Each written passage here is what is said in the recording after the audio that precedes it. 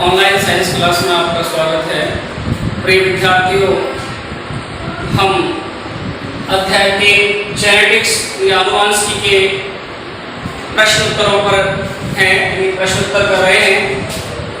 प्रश्न है संख्या 15, मेंडल के नियमों की पुनर्खोज किसने की? मेंडल के नियमों की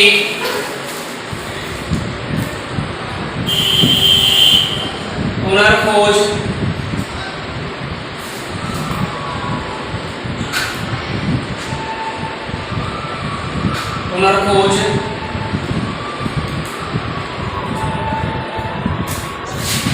किसने की?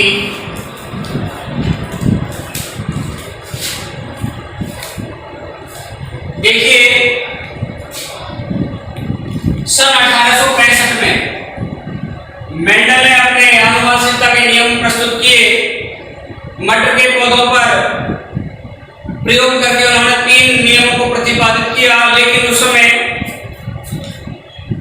जब 1865 में उन्होंने अपने नियमों को प्रतिपादित किया तो जो सोसाइटी बनी हुई थी इनकी ब्रून शहर में, सोसाइटी के जो सदस्य थे वो मेंडल से बहुत पीछे थे। वो इस आनुवंशिकता के बारे में नहीं समझ पाए। लेकिन सन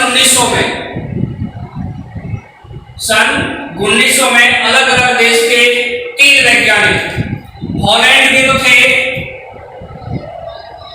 हॉलैंड के ह्यूगो डीवीज,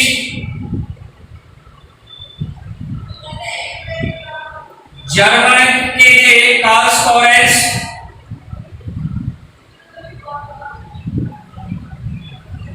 और ऑस्ट्रिया के थे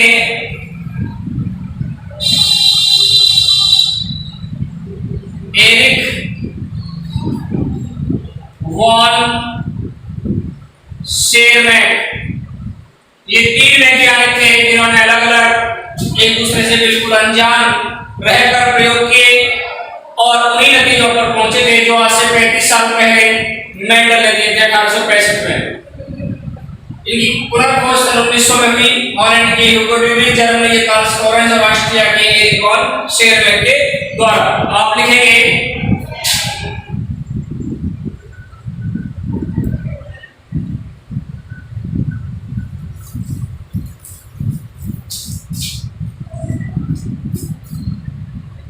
मेंडल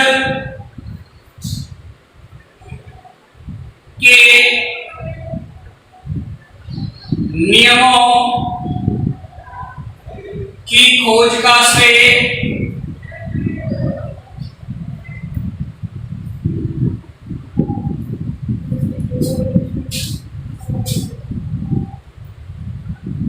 हॉलैंड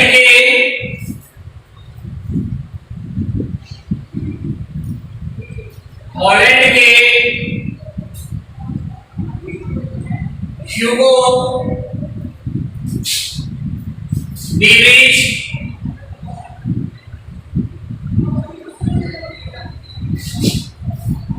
जर्मनी के कार्ल स्कोरेंस,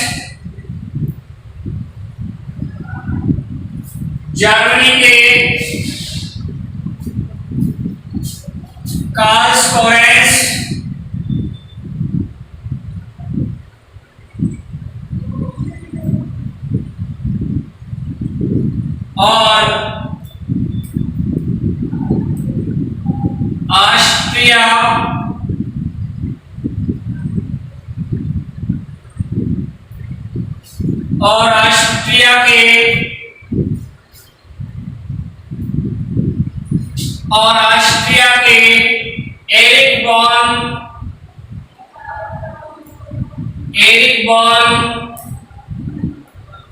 शेरमैन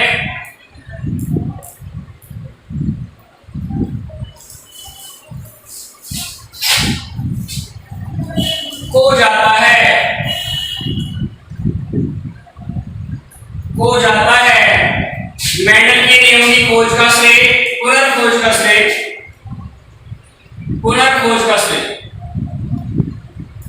पुनर्खोज का श्रेय हॉलैंड के ह्यूगो डेविड, जर्मनी के कार्ल लॉरेंस और ऑस्ट्रिया के एरिक वॉन सेलिंग को जाता है, जिन्होंने सन 1900 में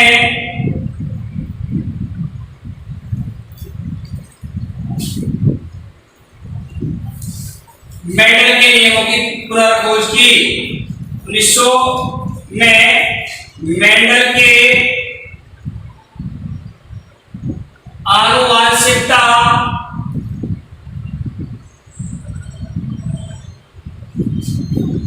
के नियमों की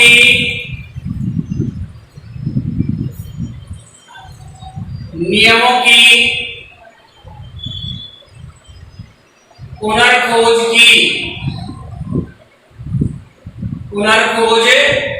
की।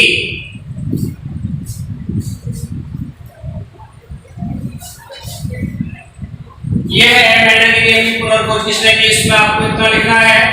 नियमों की पुनर्खोज का श्रेय हॉलैंड के ह्यूगो डेविड, जर्मनी के कार्ल लॉरेंस, ऑस्ट्रिया के एरिक वॉन सेलिंग को जाता है, जिन्होंने सन 1900 में, कब 1900 में, और मेंडल ने किया था 1865 में। 35 साल बाद, 35 साल तक मेंडल जी चुप रहे थे। चुप रहने का मतलब ये था कि उनकी मृत्यु के बाद 35 साल बाद उनको एकदम ये नियम पुनः वही प्राप्त हुए जो मेंडल ने 35 साल पहले दिए थे। तो दोबारा से इसी आधार पर मेंडल को आनुवंशिकी का जनक माना जाता है। 15वां क्वेश्चन था ये। इसके बाद जो नेक्स्ट क्वेश्चन है 16वां,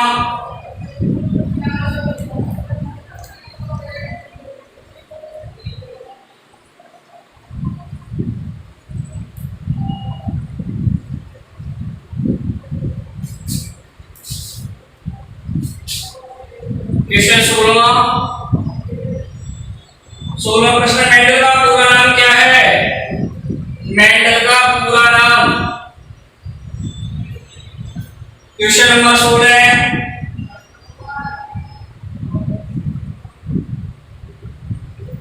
मेंडल का पूरा नाम क्या है?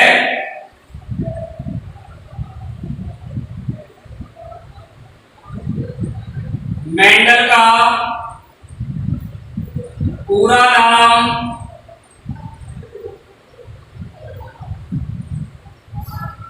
क्या है? मेंडल का पूरा नाम है Gregor John Mendel.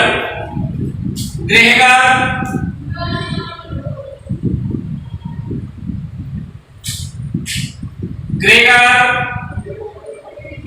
John Mendel. Question number 17, Mendel द्वारा प्रतिपादित नियमों के नाम। मेंडल द्वारा प्रतिपादित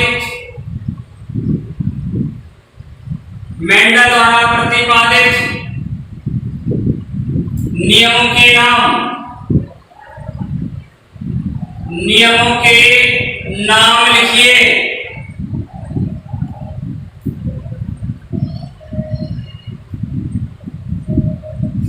मेंडल द्वारा प्रतिपादित नियमों के नाम लिखिए।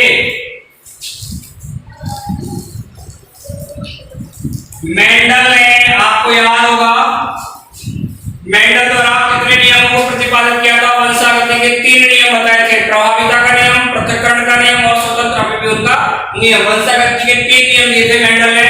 तो आप लिखेंगे मेंडल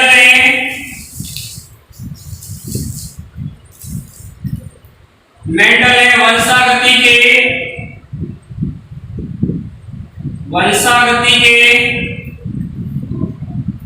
निम्न 3 नियम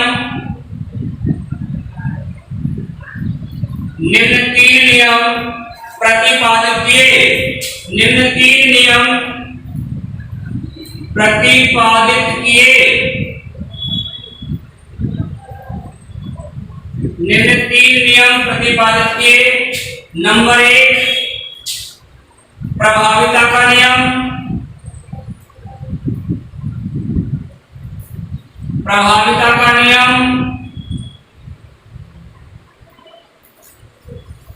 नंबर 2 पृथक्करण का नियम।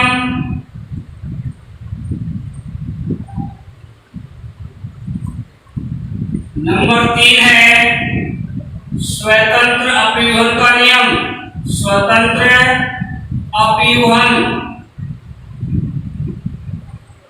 स्वतंत्र अपव्यूहन का नियम। इस प्रकार से मेंडल की वंशागति के 3 नियम हो गए। प्रभाविता का नियम, पृथक्करण का नियम और स्वतंत्र अपव्यूहन का नियम। 18वां क्वेश्चन है परीक्षण संकरण किसे कहते हैं?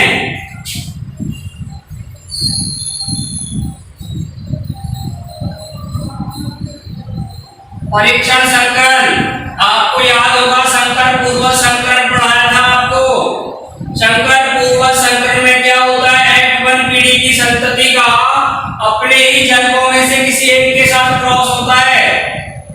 2 प्रकार के जनक होते हैं, प्रभावी जनक और अप्रभावी जनक। उनमें से किसी एक के साथ क्रॉस करवाना होता है। F1 पीढ़ी का पहले तो आप संकरण कौन सा है? परीक्षण संकरण। क्वेश्चन संख्या 18 परीक्षण संकरण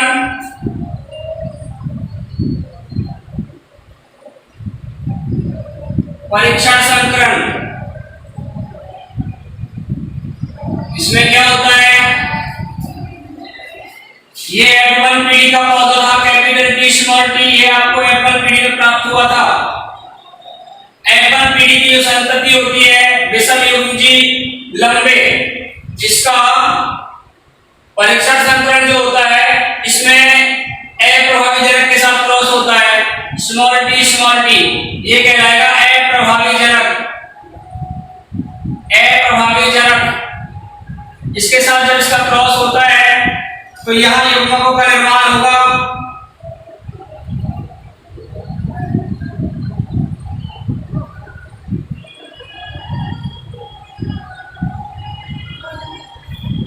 इस तरह से इसका इसके साथ, इसका इसके साथ, इसका इसके साथ और इसका इसके साथ।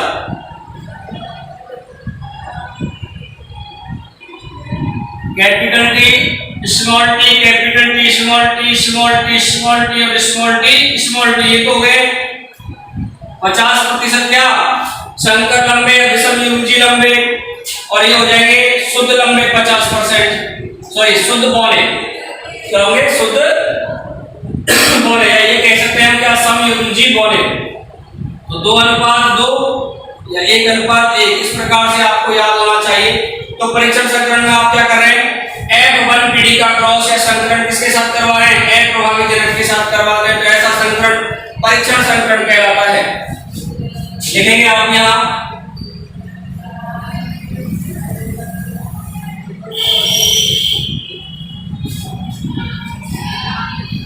जब F1 पीढ़ी का क्रॉस, जब F1 पीढ़ी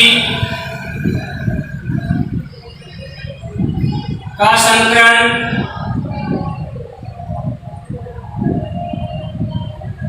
जब F1 पीढ़ी का संकरण अप्रभावी जनक,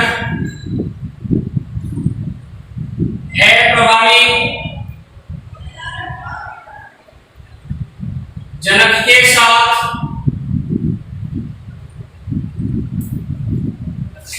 F1 पीढ़ी का संकरण अप्रभावी जनक के साथ होता है या करवाया जाता है।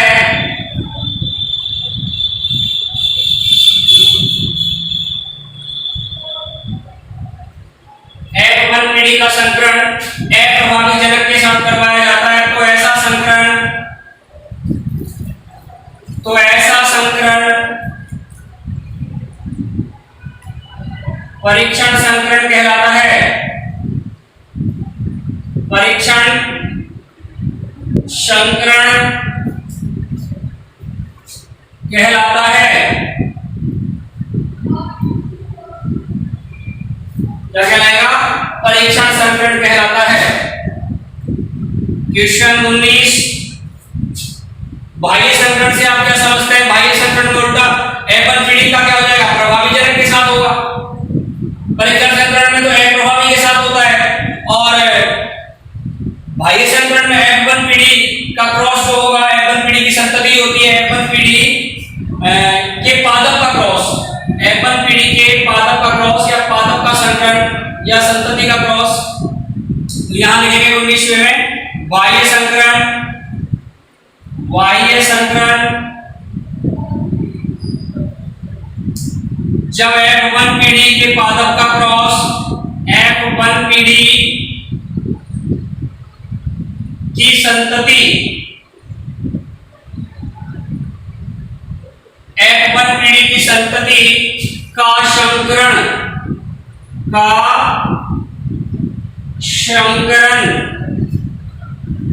प्रभावी जनक के साथ होता है, प्रभावी जनक के साथ होता है।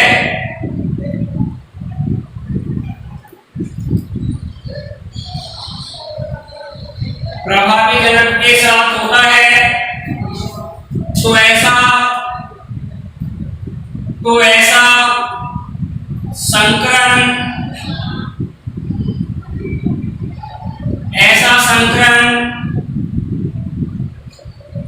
बाह्य संकरण कहलाता है।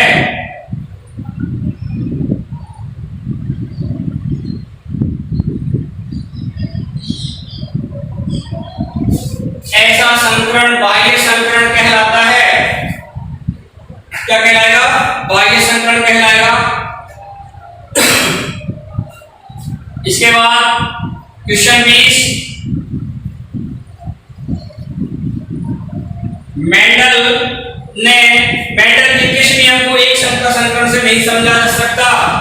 आपने पढ़ा मेंडल ने आनुवंशिकता या वंशागति के 3 नियम प्रतिपादित किए थे, प्रभाविता का नियम, पृथक्करण का नियम और स्वतंत्र प्रक्रिया का नियम। आपको याद होना चाहिए प्रभाविता का नियम और पृथक्करण का नियम दोनों ही एक संकर संकरण के प्रयोग के परिणामों पर आधारित हैं। पहला नियम प्रभाविता का नियम, द्वितीय नियम पृथक्करण का नियम जो है, ये दोनों ही एक संकर संकरण के परिणामों पर आधारित हैं। जबकि जो स्वतंत्र प्रक्रिया का नियम था, तीसरा नियम, ये नियम द्विसंकर संकरण के परिणामों पर आधारित है। इसका मतलब ये पूछ रहा है आपसे, एक संकर संकरण से नहीं समझाया जा सकता तो स्वतंत्र प्रक्रिया के नियम को नहीं समझाया जा सकता। क्वेश्चन नंबर 20 में आप उत्तर लिखेंगे, स्वतंत्र अपव्यूहन के नियम को, स्वतंत्र अपव्यूहन के नियम को, स्वतंत्र अपव्यूहन के नियम को एक संकर संकरण के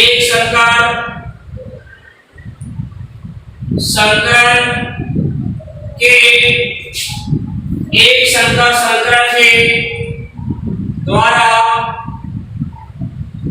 नहीं समझाया जा सकता, नहीं समझाया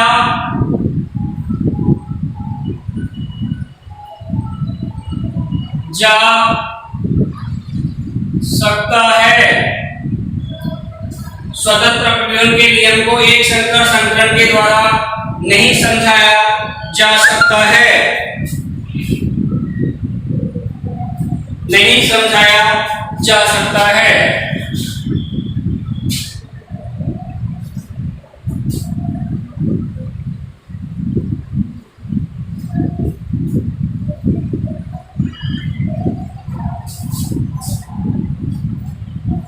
इसके बाद है आपका 21वां क्वेश्चन, लक्षण प्रारूप और जीन अनुपात को समझाना है आपको कि लक्षण प्रारूप और जीन अनुपात के मध्य क्या अंतर होता है।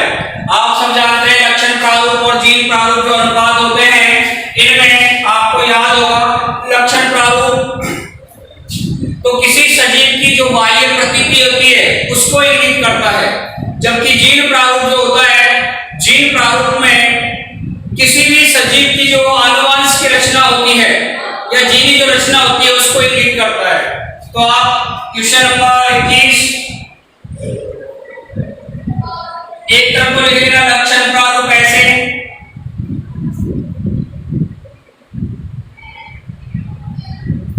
अंतर पूछ रहा है ना इसलिए, और दूसरी तरफ लिखेंगे हम जीन प्रारूप।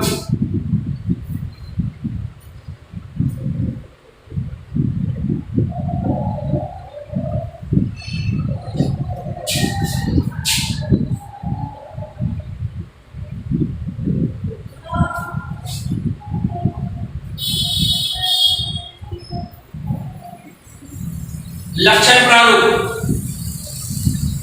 किसी सजीव की बाह्य प्रकृति, किसी सजीव की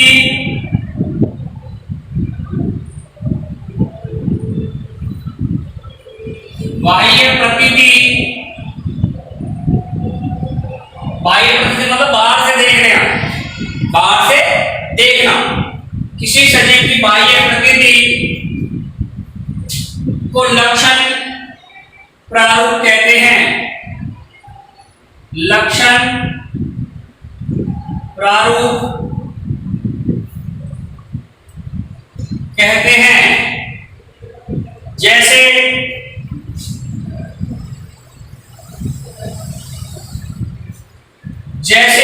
लंबे पौधे समयुग्मजी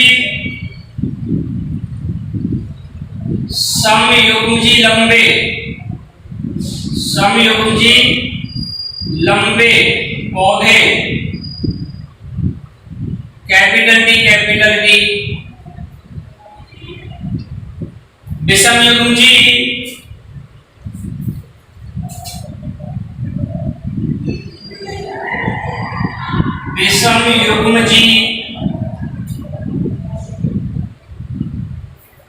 विषमयुग्मजी हो जाएंगे कैपिटल टी स्मॉल टी, इस तरह से। यहां लिखेंगे हम जीव प्रारूप में। जीव प्रारूप से मतलब है किसी सजीव की जो आनुवंशिक रचना होती है, किसी सजीव की आनुवंशिक रचना क्या कहलाएगी? जीव प्रारूप। तो किसी सजीव की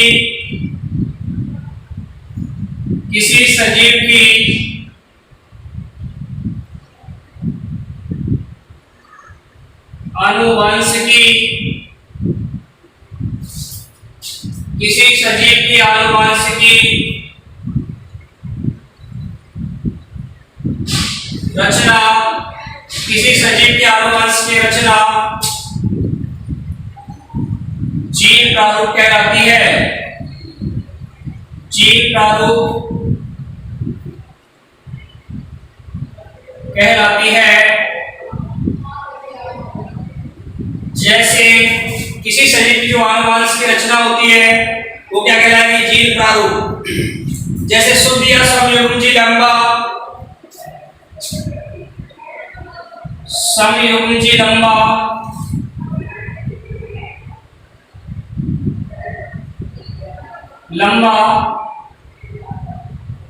कैपिटल टी एवं विषमयुग्मजी लंबा कैपिटल टी स्मॉल टी। ये आपका लक्षण प्रारूप और जीव प्रारूप अनुपात में अंतर हो गया। इसके बाद नेक्स्ट क्वेश्चन है आपका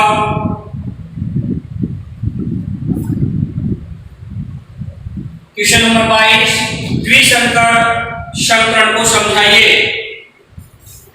द्विसंकर संकरण ऐसा संकरण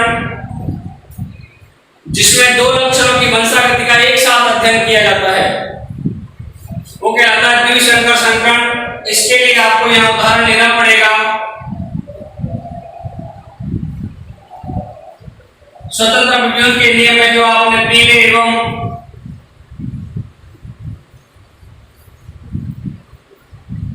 पीले गोल और हरे झुर्रीदार जो पादप लिए थे उनका उदाहरण आप दे सकते हैं। यहाँ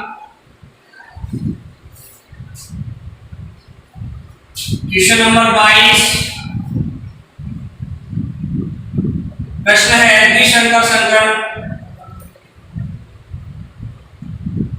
द्विशंकर,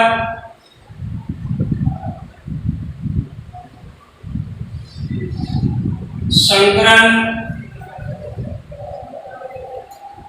द्विशंकर संकरण।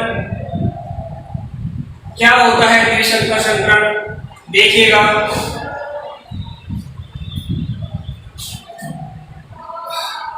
अभी आपने पढ़ा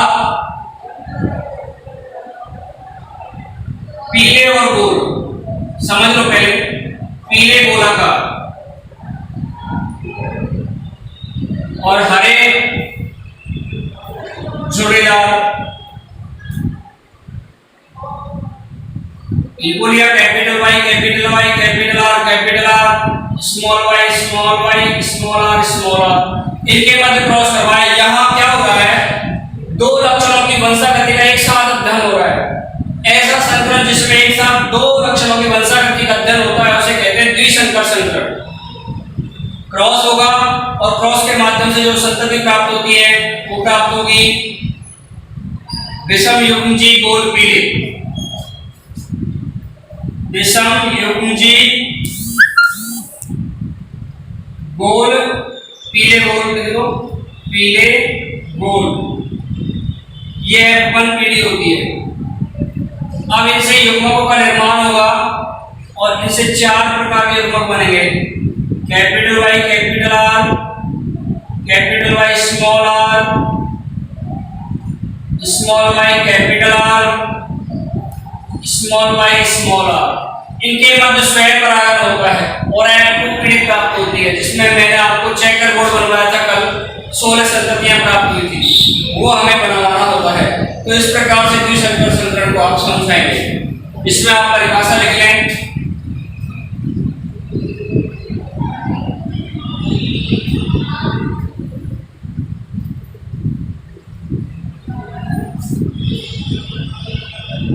ऐसा संकरण,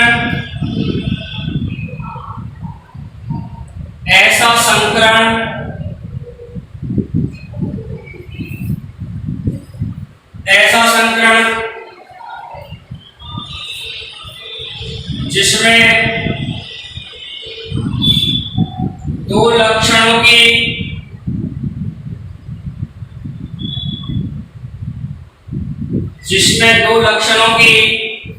वंशागति का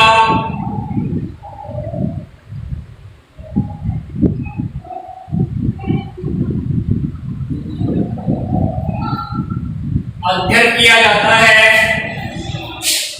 दो लक्षणों की वंशागति का अध्ययन किया जाता है।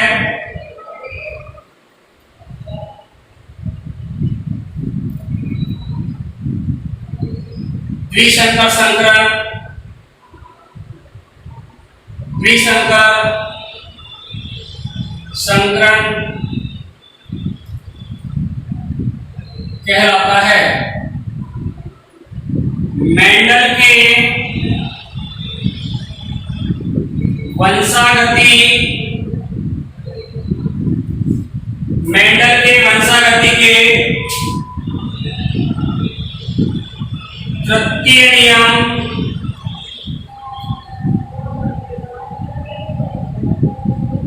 स्वतंत्र विभेदन का नियम,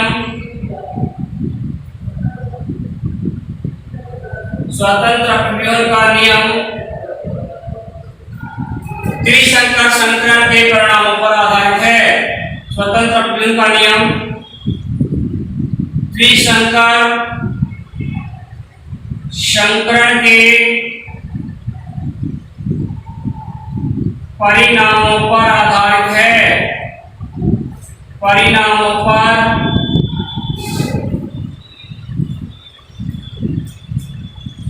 आधारित है। मेंडल के वंशागति के तृतीय नियम स्वतंत्र विभेदन का नियम द्विशंकर संकरण के परिणामों पर आधारित है। ये द्विशंकर संकरण हो गया।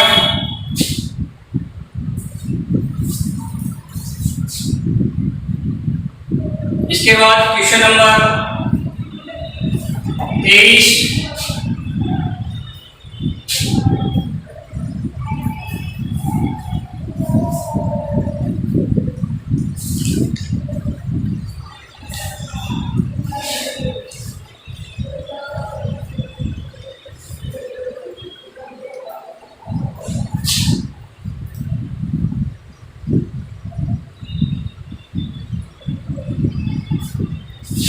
क्वेश्चन नंबर 23 है, मेंडल की सफलता के कारण, मेंडल की सफलता के कारण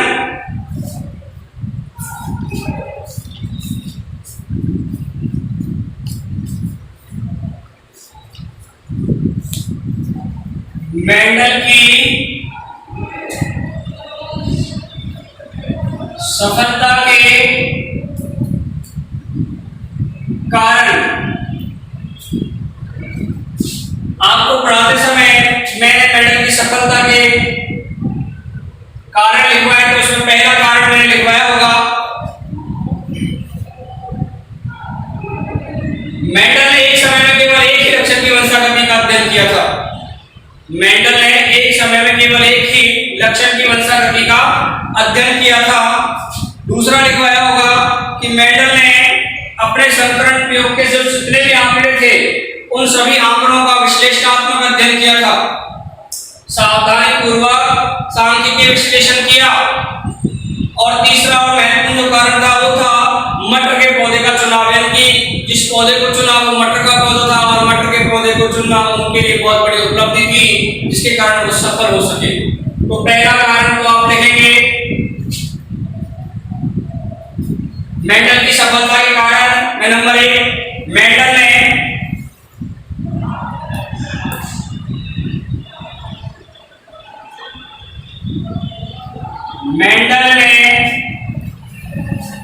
एक समय में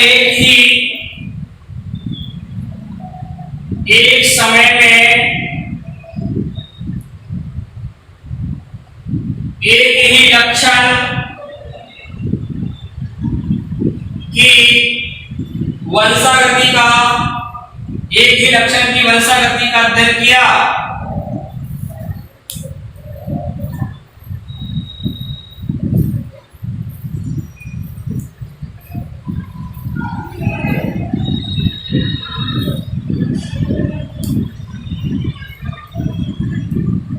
एक ही लक्षण की वंशागति का अध्ययन किया। नंबर 2, एक समय में एक ही लक्षण की वंशागति का अध्ययन किया। नंबर 2, मेंडल ने अपने संकरण प्रयोगों में, मेंडल ने अपने संकरण प्रयोगों में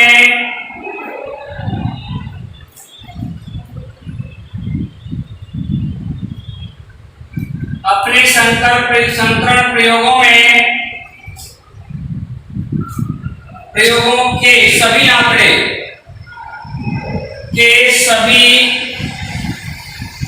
आंकड़ों का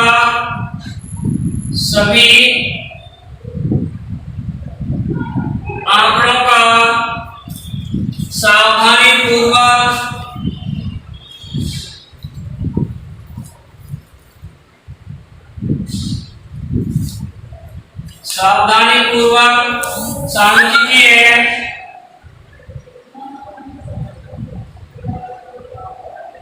सांख्यिकीय विश्लेषण किया।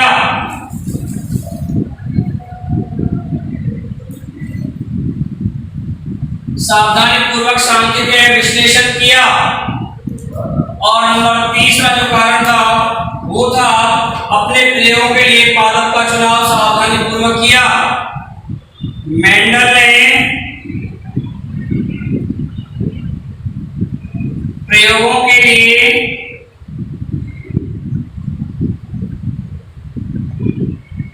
पादप का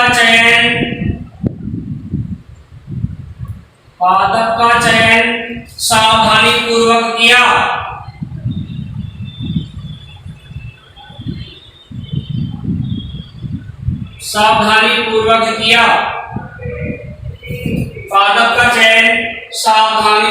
किया। पादप का चयन सावधानी पूर्वक किया। इस प्रकार ये 3 कारण थे जिनके कारण मेंडल सफल हुए। इसके बाद नेक्स्ट जो टॉपिक है, नेक्स्ट जो क्वेश्चन है आपका क्वेश्चन नंबर 34, क्वेश्चन नंबर 24वां है। मेंडल ने अपने प्रयोगों के लिए मटर के पौधे को क्यों चुना? मटर के पौधे को चुनने के कारण क्या थे? मटर के पौधे के चयन के कारण।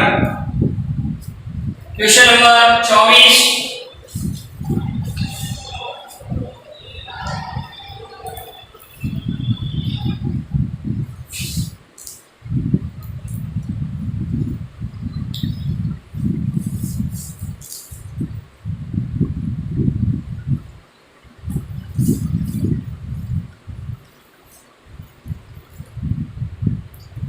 क्वेश्चन नंबर 24, मटर के पौधे का चयन के कारण।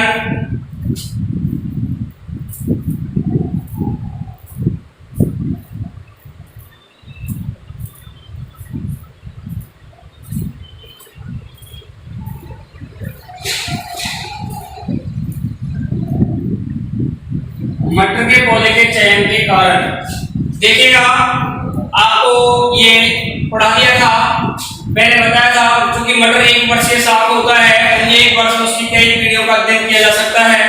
ये सबसे बड़ा कारण था मटर का। दूसरी बात थी, जो मटर का पुष्प होता है वो द्विलिंगी होता है। द्विलिंगी का मतलब उसी पर स्त्रीकेशर और पुंकेशर दोनों पाए जाते हैं, इसलिए द्विलिंगी पुष्प होने के कारण उससे आसानी से स्वयं परागण हो जाता है और शुद्ध जो वंशक्रम होता है उसको सरलता से प्राप्त किया जा सकता है। तीसरा जो कारण था वो था विपुंसन विधि, जिसके द्वारा कृत्रिम परागण आसानी से सरलता से किया जा सकता है। और चौथा महत्वपूर्ण जो कारण था वो था उसके 7 जोड़ी विपर्यासी लक्षण। ठीक है, तो लिखेंगे आप नंबर 1, मटर का पौधा एक वर्षीय शाक होता है। मटर का पौधा एक वर्षीय शाक होता है।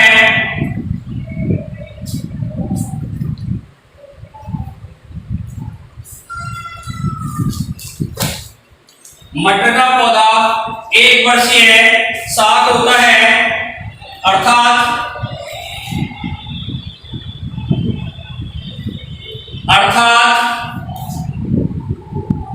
कम समय में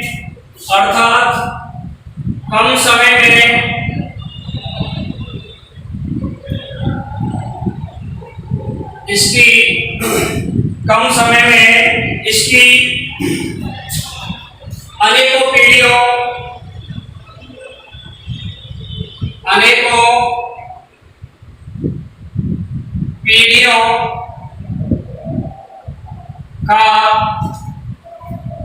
कम समय में इसके अनेकों पीढ़ियों का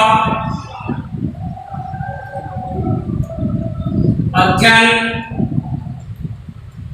किया जा सकता है। कम समय में इसकी अनेकों पीढ़ियों का अध्ययन किया जा सकता है। नंबर 2, मटर का पुष्प द्विलिंगी पुष्प होता है। मटर का पुष्प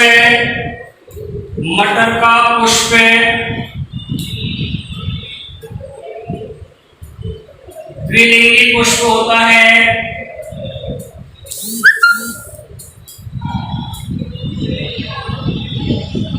मटर का पुष्प द्विलिंगी पुष्प होता है,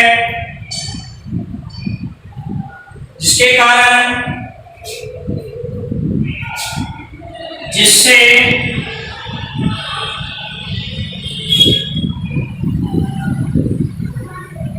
द्विलिंगी पुष्प होता है, जिससे स्वयं परागण के द्वारा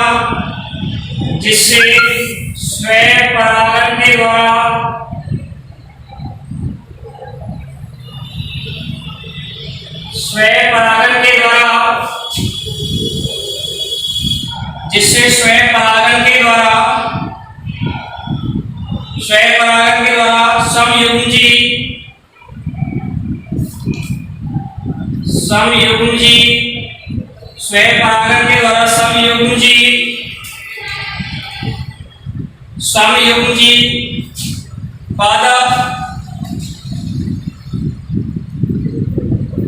प्राप्त किए जा सकते हैं।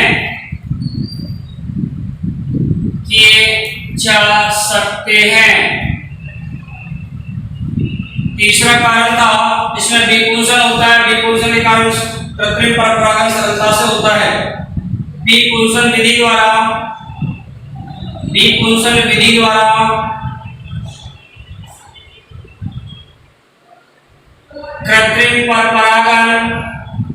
कृत्रिम परपरागण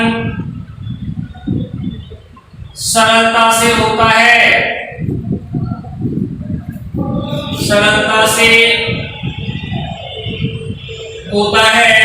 और चौथा कारण था इसमें पाए जाने वाले 7 जोड़ी विपर्यासी लक्षण। मटर में 7 जोड़ी विपर्यासी लक्षण पाए जाते हैं।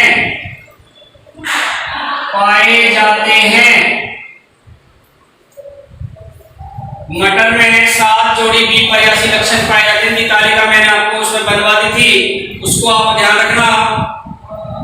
आपको याद होगा पादप की ऊंचाई, लंबापन और बौनापन, पुष्प की स्थिति, कक्षीय और अग्रस्त, परिपक्व फली की आकृति जो थी फूली हुई और संकीर्णित, और एक परिपक्व फली का रंग हरा और पीला, पुष्प का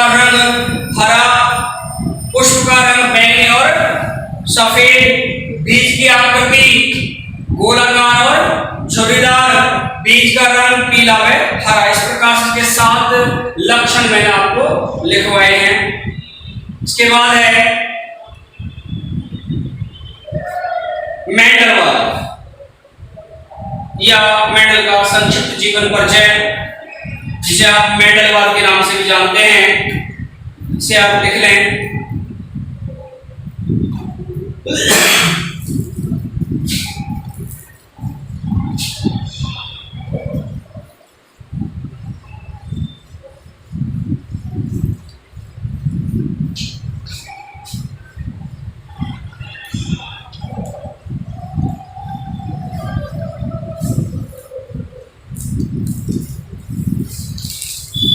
मेंडल का संक्षिप्त जीवन परिचय।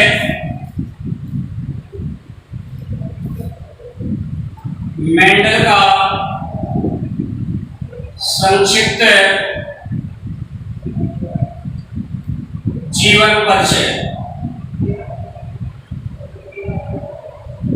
ये मेंडलवाद भी होता है, क्योंकि उन्होंने आनुवंशिकता के नियमों की खोज करके इसे सिद्ध किया था। तो मेंडलवाद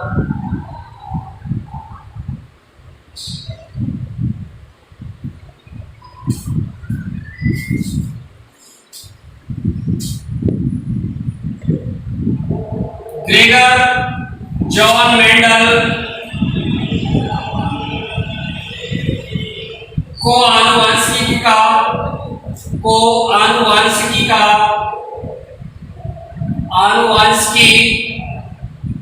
का जनक कहते हैं या जनक माना जाता है।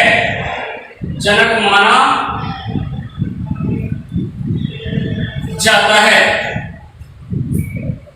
क्योंकि मेंडल ने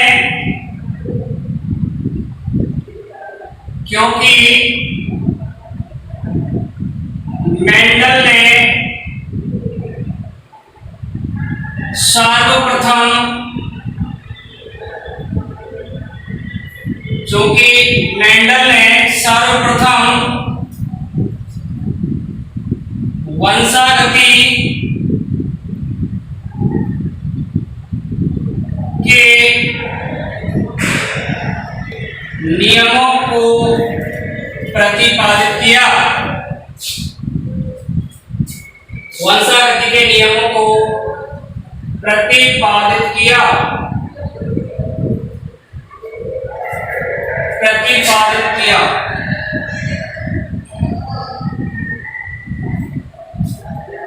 मेंडल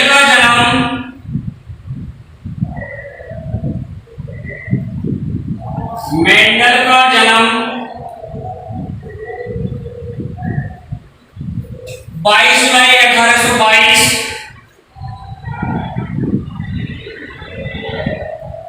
1822 को ऑस्ट्रिया के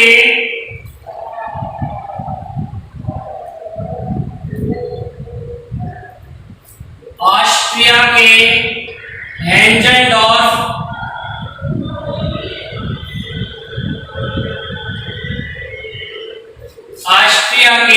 हेंजेनडॉर्फ प्रांत के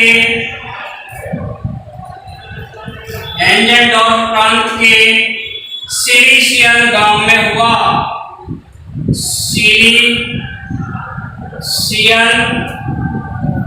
सिलिसियन गांव में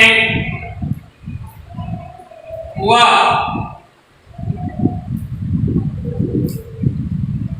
सिलिसियन गांव में हुआ।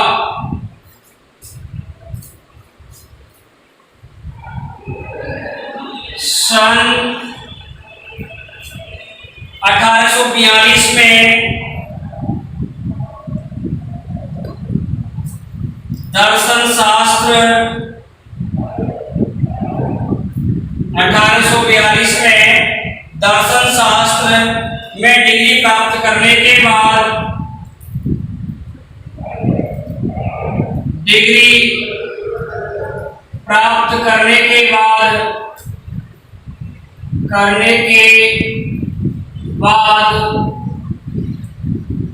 दर्शन शास्त्र में डिग्री प्राप्त करने के बाद सन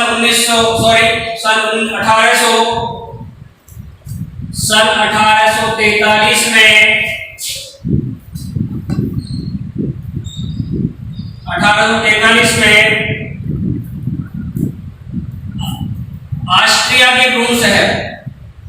ऑस्ट्रिया के ब्रून शहर की चर्च में पादरी बन गए। ब्रून शहर की चर्च में पादरी बन गए। ब्रून शहर की चर्च में पादरी बन गए। चर्च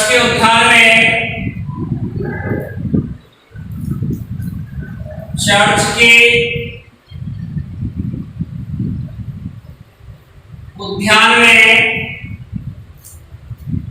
उद्यान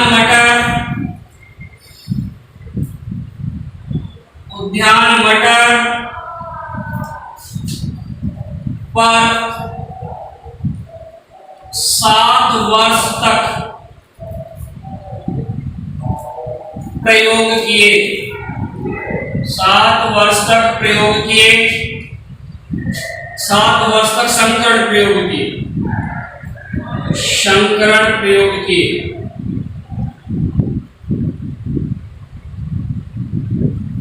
7 वर्ष तक संकरण प्रयोग किए।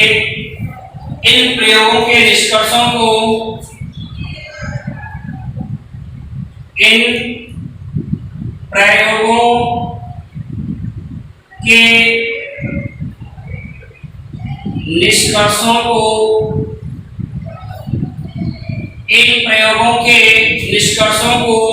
सन 1865 में Brunn society of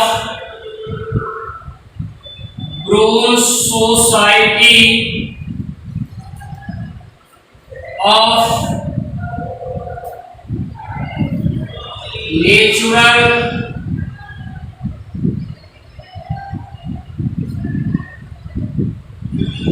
history Brunn society of natural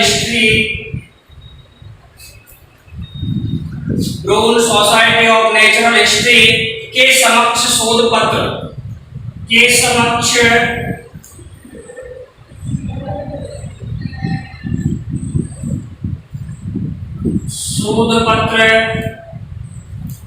समक्ष शोध पत्र के रूप में प्रस्तुत किया। शोध पत्र के रूप में प्रस्तुत किया।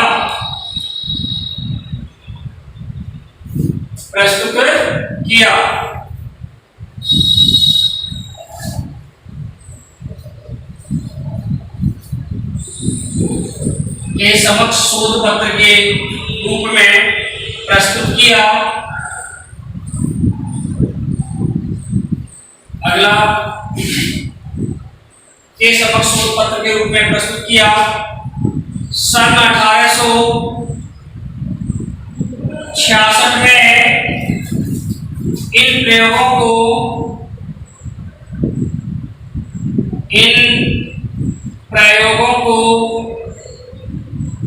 सन 1866 में इन प्रयोगों को सोसाइटी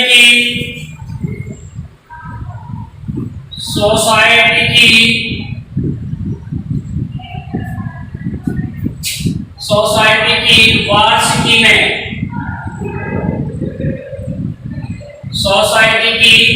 वार्षिकी में कि हर साल जो मीटिंग होती है वार्षिकी में पादप संकरण का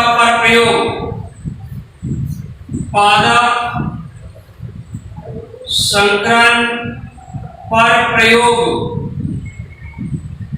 ये एक टॉपिक रखा गया। पादप संकरण पर प्रयोग नामक शीर्षक से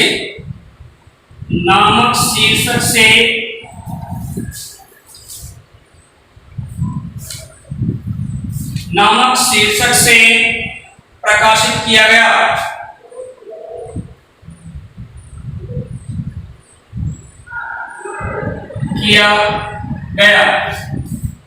नामक शीर्षक से प्रकाशित किया गया।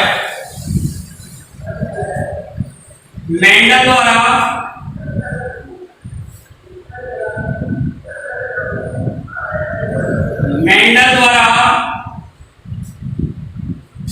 उद्यान मटर पर किए गए प्रयोगों के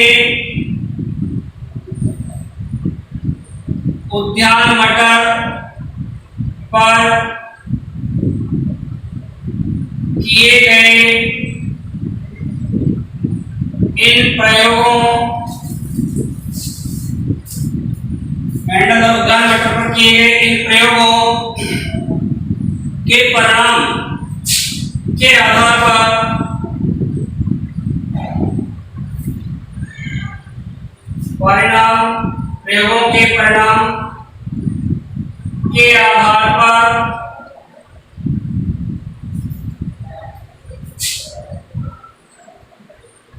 के आधार पर आनुवंशिक के नियमों का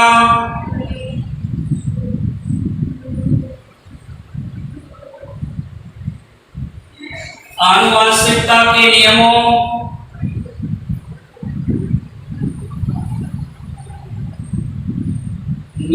का प्रतिपादन किया।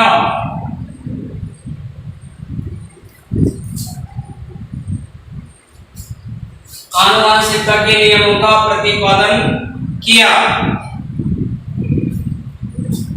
जिसे मेंडलवाद कहते हैं।